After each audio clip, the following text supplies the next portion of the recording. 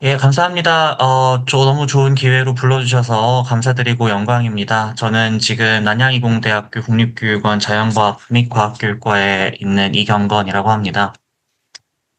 이 행사 제목을 그대로 가지고 이렇게 좀 슬라이드를 준비를 해봤습니다. 학기가 시작을 하고 해가지고 직접 가고 싶었는데 가려고 생각도 하다가 막 수업이 있고 이래가지고 못 가서 온라인으로 이제 찾아뵙게 됐습니다. 그래도 이번 시간을 통해서 좋은 교류가 이루어졌으면 좋겠습니다. 예, 몇 가지 들어가기 전에 나누자면 북클럽 굉장히 제가 소중하게 생각하고 있습니다. 그래서 제 기억이 맞다면 2017년에 제가 석종준 대학원생 때 석종준 목사님께 제가 무슨 생각이었는지 목사님 교회사 좀 알려주세요 해가지고 이제 둘이 시작하다가 7명이 됐다가 쭉쭉쭉 이렇게 시작이 된 것 같아요. 그래도 북클럽이 저한테 소중해서인지 제가 미국에 포닥 갔을 때도 교회에서 북클럽을 만들고 저기 싱가포르 와서도 지금 북클럽을 만들었습니다. 그래서 어떻게 보면은 북클럽이 저한테 참 많은 의미를 지닌다라고도 말씀드릴 수 있을 것 같습니다. 제가 좀 관점이 독특한데 학문적으로 봤을 때 제가 배경이 좀 다양합니다. 화학교육과를 나오고 컴퓨터 복수 전공하고 뭐 지금은 AI를 뭐 과학 수업에 어떻게 쓸까 이런 걸 연구하고 가르치고 있는데 그런 교차점들을 좀 생각을 해보게 되고요. 나라도 조금 한국만 좋아했는데 미국도 가게 되고 싱가포르도 가게 되고 이렇게 되고 또 AI를 어떻게 교육에 사용할까 사용한다고 하지만 연구한다고 하지만 사실 제가 대학원 첫 학기 때 알파고가 나왔고요. 제가 대학원 마지막 학기 때 챗GPT가 나와서 제가 교수들 중에 젊은 편인데도 저는 제 공부를 하려고 AI를 써본 적이 사실 거의 없어요. 저만 해도 저 때만 해도 영어로 논문 쓰려면 몇십만 원씩 주고 교정 보는데 몇십만 원씩 주고 했었던 그런 시절이었기 때문에 그래서 학생 선생 여러분들이 이제 AI를 공부하는데 어떻게 쓰는지는 더 이렇게 깊은 이해를 가지실 수도 있습니다. 그래서 저는 이제 생각이 여러 분야로 퍼지고 여러 가지를 이제 모으는 그런 작업이 항상 많이 필요한 것 같은데 저한테는 어떤 전통적인 혹은 뭐 정통적인 신앙과 신학이 저한테는 많이 도움이 됐었던 것 같아서 전 생각을 발전시키다가도 이제 답을 좀 고전적으로 찾는 경향이 좀 있습니다. 그리고 이제 발표를 하다가 교육학에서 이게 좋은 교육이냐 아니냐를 판단하는 기준이 두 개가 있다면 rigor와 relevance인데 뭐 엄밀함과 연관성이라고도 하는데 그냥 재미남이라고 표현해 보겠습니다.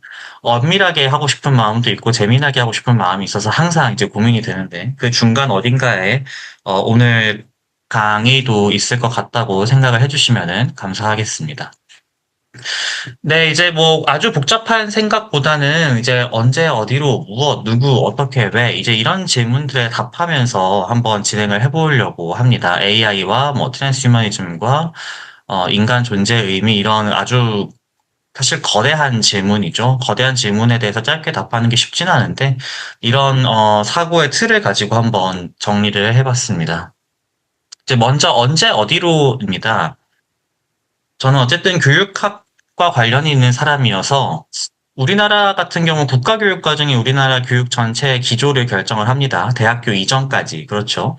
교육부에서 가장 최근에 나온 개정교육과정이 2022년에 나왔는데 우리나라 교육과정 구성의 중점이 뭘까? 굉장히 중요하겠죠. 초중고 교육이 이제 이것을 통해서 이제 사실 기조가 결정되기 때문에 그렇습니다.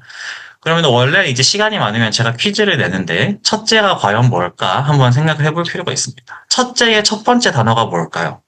3초 드리겠습니다. 혹시 생각을 해보시고 눈치가 빠르신 분들은 벌써 아실 텐데 첫째 교육과정 구성의 첫째의 첫째 단어가 인공지능입니다. 이때 챗GPT 나오기 전인데도 이제 벌써 그러고 있었고요. 이제 코로나 있고 하니까 감염병, 뭐 기후 변화 뭐 이런 걸 하는데 그런 것들로 인해서 사회 불확실성이 증가하고 있다. 이렇게 우리나라 국가 교육의 기조가 시작을 하는 거죠. 그래서 저는 이걸 보고 너무 놀래서 야, 이게 저게 말이 좋아서 불확실성이 증가하고 있다지 사실 뭐 모르겠다는 말이거든요. 앞으로 어떻게 될지 모르겠는데 뭐 일단 한번 가보자. 뭐 이제 이런 정도의 느낌이 이제 들더라고요. 우리나라 국가교육과정 구성의 중점의 첫 단어가 인공지능이구나라는 걸 생각하니까, 그때 시점으로만 해도 심상치 않았던 겁니다. 그래서 이제 교육과정학에서는 이제 위기 레토릭이라는 말을 씁니다. 우리 큰일 났어. 앞으로 교육을 어떻게 해야 되지? 이제 이런 말을 많이 하는데, 우리나라뿐만이 아니라 뭐 유네스코, OECD 막 이런 데서 이제 AI를 뭐 어떻게 써야 될 거냐 이런 이제 policy 페이퍼들을 굉장히 많이 출판을 하고 있어요. 그런데 이제 이런 위기 레토릭이 사실은 어제 오늘의 일은 아닙니다. 뭐 예를 들어서 1983년도에 레이건 대통령 시절에 미국에서 우리 국가가 지금 위기에 처했다. 뭐 이제 이런 보고서가 그 당시 미국의 교육을 규정하는 문서로서 이제 패러다임을 차지를 했는데 그러면은 미국을 위험에 빠지게 만든 게 도대체 뭐냐? 그걸 읽어보면 야, 한국 사람들이 세계에서 가장 효율적인 제철소를 만들었어. 그래서 미국이 큰일 났다 이거예요. 우리의 직업을 빼앗길 것 같아. 뭐 그런 식으로 이제 하는 거죠. 지금 보면은 뭐좀 죄송하지만 엄살 같기도 해요. 그래서 뭐만 있으면은 이제 큰일 났어. 어떻게 해야 되지? 막 이런 식으로 자꾸 이제 사람들의 불안을 추동하는 것 같은 그런 느낌이 듭니다. 그럼 얘가 위기 레토릭의 원조냐? 사실은 또 그렇진 않습니다. 위기 레토릭의 원조는 사실 이제 그 우주에 대해서 많이 아시겠지만은 저 57년도에 소련이 최초의 인공위성인 스푸트니크호를 쏘아 올렸습니다. 근데 냉전 시기에 스푸트니크 인공위성을 소련이 처음 쏘아 올리니까 이제 미국과 자유세계에서는 충격이 엄청났던 것 같아요. 근데 그 이후에 와 큰일 났다. 우리 어떻게 하지? 과학기술에 투자도 많이 하고 교육도 많이 하고 그래야 되겠구나라는 기조가 생겨서 사실 교육사의, 현대 교육사의 많은 기점이 사실 여기서 발생을 합니다. 근데 그래서 이때를 보면은 이제 반으로 쪼개진 세계에서 미국과 소련이 냉전을 하고 있는데 이 소련이라는 거대한 악이 생겼으니 미국이 자유세계가 이겨야 돼. 라는 식으로 이제 담론이 흘러가다가 제가 생각하기에는 옛날에는 그래도 반으로 쪼개진 세계에서 인간과 인간끼리 싸웠다면 지금은 쪼개진 세계가 아니라 세계가 전체적으로 공동체 의식을 느끼는 것 같아요. 야, 우리가 큰일 났구나. AI가 몰려와서 인간들이 이제 다 이제 어떤 위기에 처해 있다. 앞으로 어떻게 해야 될까라는 식으로. 그래서 이거는 세계 절반의 위기가 아니라 전 지구적인 위기라는 좀 특징이 있다라는 생각을 좀 해봤습니다. 이제 과학교육학계에 흘러가는 모습을 잠깐 살펴보게 되면은 이제 과학교육학계의 탑 저널이 Journal of Research in Science Teaching이라고 JRCT인데 이분들 다 서로서로 아시는 분들이고 학회 가면 저도 만나는 분들이고 이 중에 제 포닥 지도교수도 있습니다. 근데 이분들이 이제 2022년 3년에 AI 이런 걸 막 써서 뭘 할 수 있다라고 하니까 어떤 분들이 이제 저널의 코멘터리에 이제 반박을 한 거예요. 우리 AI가 되겠어? 된다고 해도 그거 써도 돼? 이러니까 이제 AI를 밀고 나가시는 분들 입장에서는 야, 기차 이미 떠났다. 무슨 소리 하고 있냐. 이거 막을 수 있을 것 같아. 뭐 이런 식으로. 연속적으로 이제 코멘터리를 가지고 이제 경론이 펼쳐진 현장이 불과 2년, 3년 전입니다. 지금 생각해 보면은 이제 2년, 3년 전에 AI 안 될 거야. 뭐라고 하셨던 분들도 조금 뭐랄까. 그 당시 관점이셨던 것 같고, 이미 기차 떠났으니까 시비 걸지 마라. 라고 하는 느낌을 주는 것도 약간, 저 너무 한쪽에 또 쏠린 모습 같은데, 근데 저는 이 기차 이미 떠났다라는 말이 굉장히 강력하게 많이 인용도 되는 코멘터리예요, 저게. 근데 저는 한번 생각해 보게 되는데, 그 기차가 떠났다고 치고, 그럼 어디로 가고 있지? 그럼 기차는 어디로 향하고 있는 거야라는 질문을 한번 던져볼 필요는 있는 것 같습니다. 옛날에 위기 레토릭이라는 것이, 큰일이 났으니 우리가 공부를 열심히 하고 뭐 국가를 부강하게 만들고 우리가 살아나갈 방법을 찾아보자라는 어떤 면에서는 좀 의욕을 불러오는 식의 위기 레토릭이었다면 AI로 인한 위기 레토릭은 의욕과 목표의식을 좀 떨어뜨리는 것 같은 좀 차이가 있는 것 같아요. 그래서 이걸 앞으로 어떻게 해야 될까 좀 분명히 생각을 해봐야 될 지점이 있다고 보고요. 2025년도 3월에 제가 워싱턴 DC에 저 학회를, 미국 과학교육 학회를 갔다가 거기서 뭐 AI 관련된 이런 그룹 선생님들이랑 교류도 하고 발표도 하고 DC 가니까 너무 좋더라고요. 세계 최강국의 뭐 미술관, 박물관 다 무료 뭐 이렇게 너무 멋있고 공기 좋고. 근데 그 다음에 비행기 타고 급하게 와서 이제 싱가포르에서 교회에서 인도네시아 바탐 섬이라는 곳으로 배 타고 1시간 가서 선교를 갔습니다. 1박 2일로 청년부에서. 갔는데 거기는 전기가 잘 안 들어오고요. 깨끗한 물이 잘 없고 좀 죄송하지만 쓰레기장 같은 데 옆에서 이제 주무시고 그렇게 사세요. 이제 그걸 보고서 그 하루 이틀 사이에 경험한 그 국력의 차이가 너무 좀 충격적이었습니다. 그러면서 많은 생각을 하게 됐습니다. 이 차이는 도대체 어디서 오는 걸까? 우리가 뭐 요즘에 AI를 발전시키겠다고 뭐 아주 어려운 문제를 푸는 AI 모델을 만들겠다고 리즈닝 모델 개발하고 벤치마크 경쟁하고 엄청난 자원을 쏟아부어서 그렇게 하고 있는데, 저는 솔직히 한번 그런 생각이 들어요. 어디 학회를 가거나 싱가포르에서도 발표를 하면 막 와서 와, 이제 AI가 어떻게 교실을 바꿀게요. 이렇게 물어보고 AI가 세상의 모든 문제를 해결해 줄 것처럼 하는데, 막상 싱가포르에서 배 타고 1시간 가면 물과 전기가 충분하지 않은 곳에 사시는 분들 많이 있습니다. 그래서 이게 AI가 뭔가 모든 걸 다 해결해 줄 것 같거나 실제 세상의 문제를 해결해 주고 있느냐, 앞으로 그럴진 모르지만 현재 그렇지는 않은 것 같습니다. 근데 저는 이제 뭐 옛날 문서들을 살펴보는 걸 좋아해서 2022 개정 교육과정 같은 경우는 인공지능 때문에 어떤 일이 펼쳐질지 모르겠다라는 말을 했다면 25년 전에 우리나라 교육과정 문서를 보면 느낌이 확 다르거든요. 그때 당시에는 우리가 신한국 창조를 위한 교육 개혁을 하겠다. 우리는 21세기를 주도할 신교육 체제를 구축하겠다. 우리는 21세기에 세계화 다원화 세계가 이루어질 것이고 남북한 통일 시대가 열릴 거야. 앞으로 우리가 이런 새로운 문명 사회와 통일 시대를 주도하자. 뭐 이런 식으로 굉장히 희망적인 얘기를 할 수 있는 민족이었거든요. 우리나라 민족이. 그래서 2, 30년 사이에 어떻게까지 이렇게 사람들이 하는 말이 바뀌었나라는 저는 좀 아픔을 좀 가지고 있습니다. 그래서 최근에 이제 성경을 읽다가 예레미야에 되게, 저는 이 구절이 많이 다가왔는데, 하나님 우리를 새롭게 해주세요라는 기도도 하고, 옛날처럼 이제 우리가 사회가 좀 더, 뭐 그런 말 많이 하잖아요. 옛날이 더 좋았던 면도 있는 것 같다라는 말도 하는데, 이 구절이 참 절묘하더라고요. 하나님께서 우리를 새롭게 하시는 게 옛적 같게 하시는 거. 그러니까 사랑을 회복하는 건 새로운 사랑 같지만 예수님에 대한 첫사랑인 약간 그런 느낌 같아요. 그런 분위기와 사상과 기조를 우리가 가져가야 되지 않나 이런 생각을 1차적으로 해보았습니다. 그 다음으로 이제 뭐 AI가 도대체 뭘 하고 있느냐라는 것을 살펴봤을 때 이제 제가 한번 정리를 하려고 뭐 휴머니즘, 포스트 휴머니즘, 뭐 트랜스 휴머니즘 이런 거를 좀 단어를 생각해보고 공부를 해보게 되는데 근데 저는 또 여전히 이런 게 생각납니다. 제가 분명히 중학교 때 이런 걸 공부했던 기억이 나요. 도덕 교과서에 사람이면 다 사람이냐, 사람이 사람다워야 사람이지 이런 말이 대문짝만하게 박혀 있어서 선생님이 거의 다 외우다시피 시키셨던 느낌이 기억이 납니다. 그랬던 것 같습니다. 몇십 년 전만 해도 사람이라고 다 사람이 아니라 인간답게 생각하고 행동하고 해야 사람 취급을 해준다. 이런 식으로 정말로 그렇게 얘기했어요. 사람 취급을 받는지 못 받는지 이런 게 중요한 문제이던 시절이 있었습니다. 20년 전만 해도.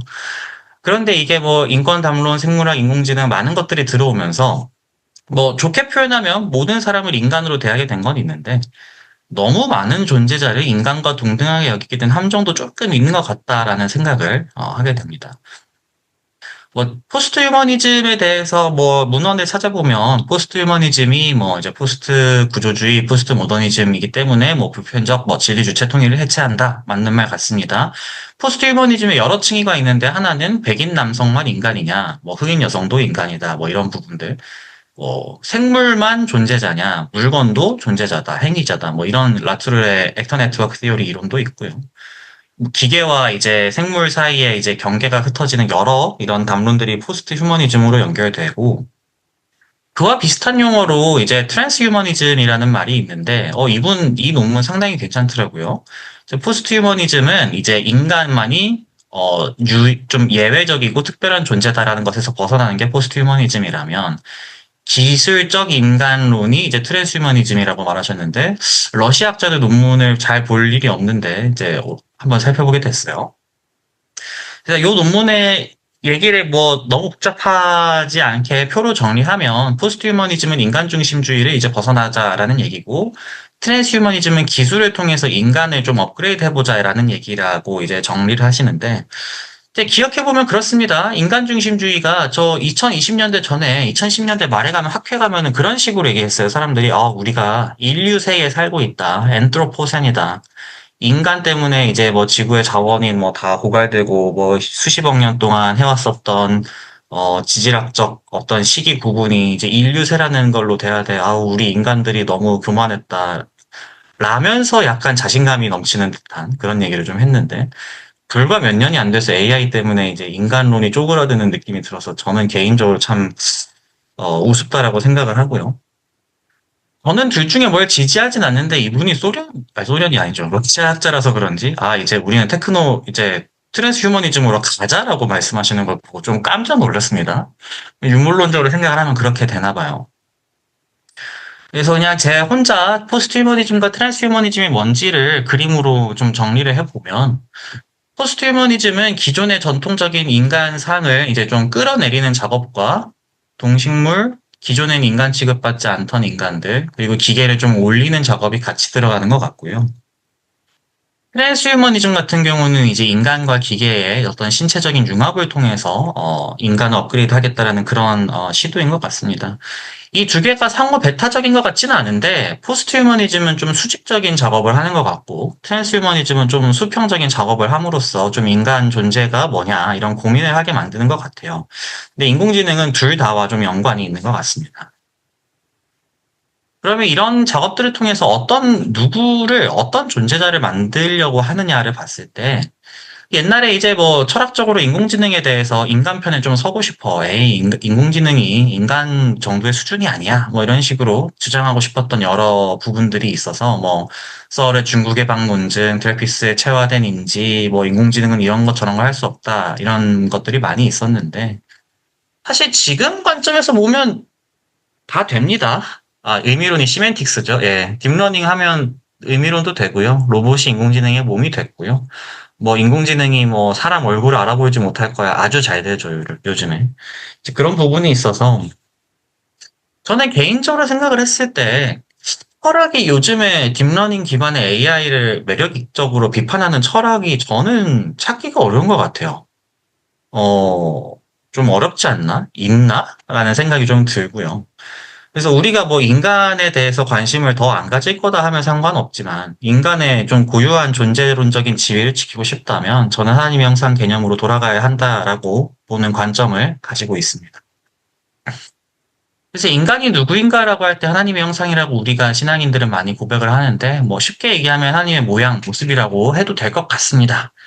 인간을 볼 때 마치 하나님을 보는 것 같은가라고 해도 크게 벗어나지 않을 거라고 보고요.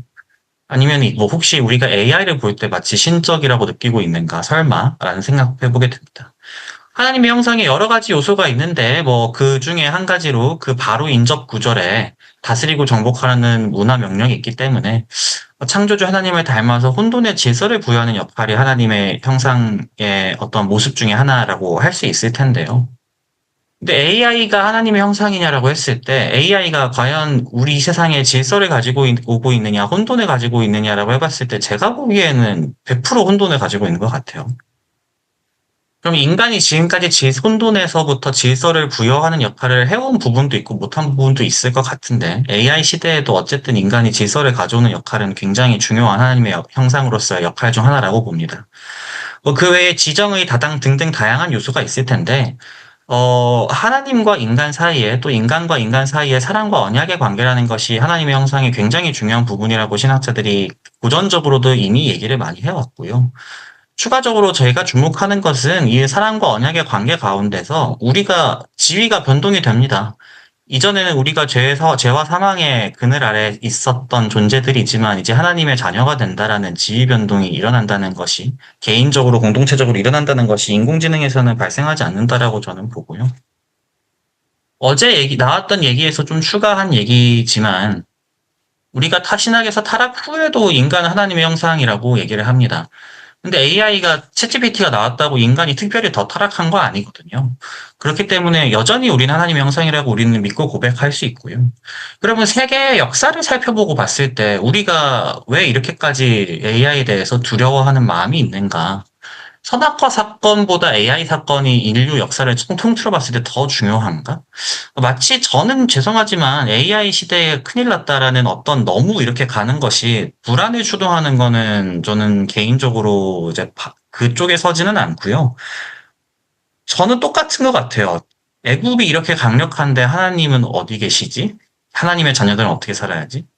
바벨론이 이렇게 강력한데 하나님은 어디 계시지? 하나님의 자녀들은 어떻게 살아야 되지? 라는 것과 AI가 이렇게 강력한데 하나님은 어디 계시지? 하나님의 자녀들은 어떻게 살아야 되지? 라는 질문이 저는 크게 다르게 느껴지지 않습니다. 나지엔투스의 그레고리라는 옛날 신학자가 이런 말을 남겼습니다. 취하지 않은 것은 사하여지지 않았다. 예수님이 인간을 구원하시기 위해서 온전한 인성을 취하시고 십자가를 지셨는데 예수님이 인공 성육신을 통해서 인공지능이 뭔가를 취하셨다고 우리가 얘기할 수 있을까요? 예수님이 인공지능을 위해서 십자가를 지셨다고 우리가 얘기할 수 있을까요? 저는 그렇지 않다고 생각을 하고요. 플러스로 이제 예수님의 신성과 인성에 대해서 천명한 기독론에 관한 칼케돈 신경을 보면 저는 이 부분에 굉장히 주목하게 되는데 예수님의 인성은 마리아한테서 왔다라고 얘기를 합니다. 정통 신학에서. 그렇다면 저는 여기서 한 가지 우리가 알 수 있는 것이 인간을 인간답게 하는 데에는 어머니의 어머니적인 역할이 굉장히 중요하다라고 얘기할 수 있는 것이죠. 농담 하나 하겠습니다. 저는 이런 생각을 옛날부터 가지고 있었는데 2025년에 노벨상 받으신 제프리 힌턴 교수님이 AI한테 모성이 필요하다 이런 말씀하셨어요. 농담을 하나 하자면 아 역시 이분이 뭔가 좀 아시는 분이시구나 뭐 이런 생각을 좀 한번 해봤습니다. 그럼 우리가 어떻게 뭐 트랜스휴먼을 달성하고자 하느냐, 영생을 달성하고자 하느냐 이런 뭐 다큐가 있었나 봐요. 저는 보진 않았습니다만. 마음과 영혼과 의식은 관찰하고 다루기 어렵지만 어쨌든 인간의 몸을 기계와 융합하고 점차적으로 결국에는 기계로 다 대체하게 되는 식으로 흘러가게 될 텐데 그러면 여기서 우리가 인간의 몸과 인공지능의 몸이 같냐라는 질문을 해볼 수 있습니다. 뭐 이게 단순히 뭐 탄소, 실리콘 다르다 이런 얘기가 아닙니다. 제가 한 가지 주목하는 것은 인간은 자기의 몸의 기원을 찾고 싶어 해요. 내 몸이 어디서 왔지? 다윈이 쓴 책의 이름이 종의 기원이죠. 그 내 몸 안에는 어머니 아버지로부터 온 유전 정보가 있고요. 그 위에는 그 어머니 아버지의 유전 정보가 있고 쭉 타고 올라가서 그 기원이 어딘가. 전통적인 성경과 창조론에서는 아담과 이브라고 얘기를 하고, 뭐, 진화론에서는 뭐 잘 모르겠는데, 뭐 단세포 공통조상이라고 하는 건지 잘 모르겠어요. 근데 몸의 기원을 찾는다라는 거는 꼭 신학적인 질문만은 아닙니다. 철학적이고 과학적인 질문일 수 있습니다. 그리고 인간의 몸은 죽음을 경험하고 결국에는 썩게 되는 것은 맞는 것 같아요. 그 어떤 트랜스휴먼적 담론에도 인간의 몸을 영원히 유지할 수 있다고 말하지 않습니다. 그래도 하지만 또 인공지능의 몸은 공장에서 생산되고 마인드 업로딩, 다운로딩 다 가능하고 대체할 수 있는 몸이죠. 우리의 몸은 기원이 있고 고유합니다. 이런 부분에서 몸성에 집중하는 것도 좀 필요하다고 보고 또 책에도 잠깐 적었지만 부활 이후의 몸이 썩지 않을 것이다라는 부분도 기독교 신앙에서 좀 인공지능과 다른 점이다라고 얘기할 수 있을 것 같습니다. 근데 왜 우리가 이런 걸 하고 싶느냐? 제가 원래 준비했던 내용이긴 한데 어제 뭐 얘기가 잠깐 나온 부분이 있어서 인간이 머신러닝이나 AI를 통제할 수 있는가라는 질문이 어제 잠시 나왔는데요. 저는 다시 이렇게 물어보게 되더라고요. 어젯밤에 곰곰이 생각해보니까. 인간이 인간을 통제할 수 있나요? 우리 집에서, 교회에서, 직장에서 나 속썩이게 만들고 사고 치는 사람들 우리가 통제하나요? 우리 집에서 기르는 강아지나 고양이 우리 마음대로 통제가 되나요? 저는 안 되던데요. 예, 예, 안 되더라고요. 그래서 저는 이제 관점은 우리는 통제하지 못한다가 제 관점이고요. 근데 다만 우리는 선택받을 뿐이라고 봅니다. 선택에는 두 가지 종류가 있습니다. 자연 선택이 있고 초자연적 선택이 있는데요. 최재천 교수님 너무 또 인품도 훌륭하시고 어떤 학문적으로 뛰어나시고 이제 그러신 분이시죠. 근데 저 카오스 강연 2022년에 보니까 거의 종교적인 이제 용어를 쓰시면서 이렇게 많은 말씀을 해주셨어요. 저는 이제 잠자코 이 강의를 듣다가 좀 깜짝 놀란 부분이 있었는데, 아니, 이분이 뭐 본인께서 강의 끝나면 학생들이 많이 찾아온대요. 유전자가 모든 걸 다 결정하면 뭐 하러 사느냐. 근데 본인도 그런 생각을 해보신 적이 있다는 거예요. 리처드 도킨스의 이기적 유전자를 읽고 난 다음에 그런 생각이 드셨대요. 저는 되게 놀랐어요. 저는 과학자분들이나 진화론을 깊이 연구하시는 분들은 이런 게 없는 줄로 죄송하지만 착각을 하고 살았던 것 같아요.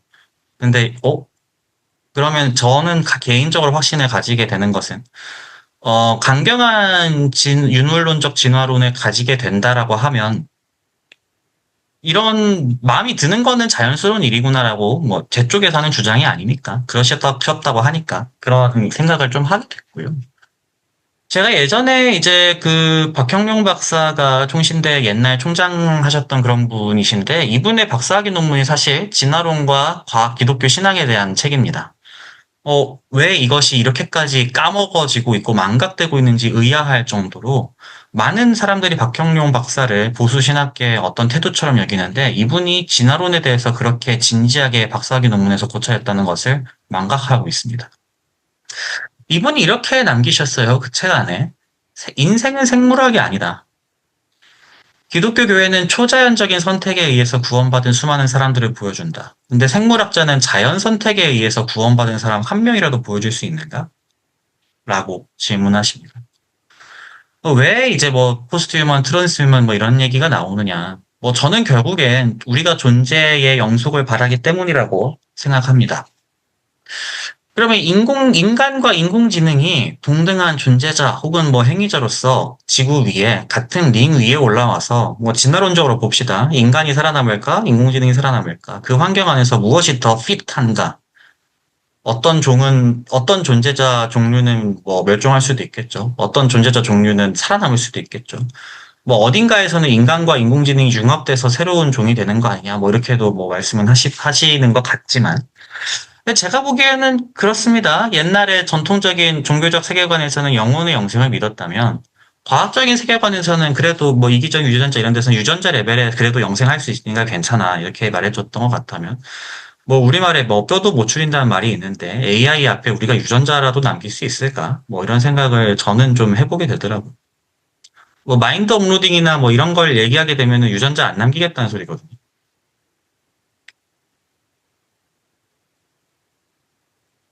그래서 결국에 어 이런 것을 살펴봤을 때 저는 이제 퍼트남이 남긴 말을 다시 한번 살펴보게 되는데 퍼트남이 이제 이런 얘기를 했습니다. 저는 이 제목이 좋아요. 철학을 새롭게. 이제 이분이 서문에 이런 말을 남기셨는데 모든 형이상학적인 철학적인 문제들에 대해서 과학적인 해결책을 제공하려고 하면 결국엔 철학의 자리는 안 남을 거야라고 말씀하셨습니다. 근데 이거 과학 철학 하시는 분들한테 굉장히 유명한 경구거든요. 근데 이 책을 잘 살펴보면 그 책의 챕터 1이 인공지능이에요, 사실. 그 얘기는 뭐냐면 사실 이분이 이런 얘기를 할 때도 인공지능을 염두에 두셨다라고 저는 해석이 되고요. 제가 해석을 해보자면 인간이 질문하고 질문하고 과학이 답한다라고 했을 때 철학의 자리가 안 남는다고 했으니 제가 보기엔 여기서 철학은 인간 쪽을 말하고 과학은 인공지능 쪽을 말합니다.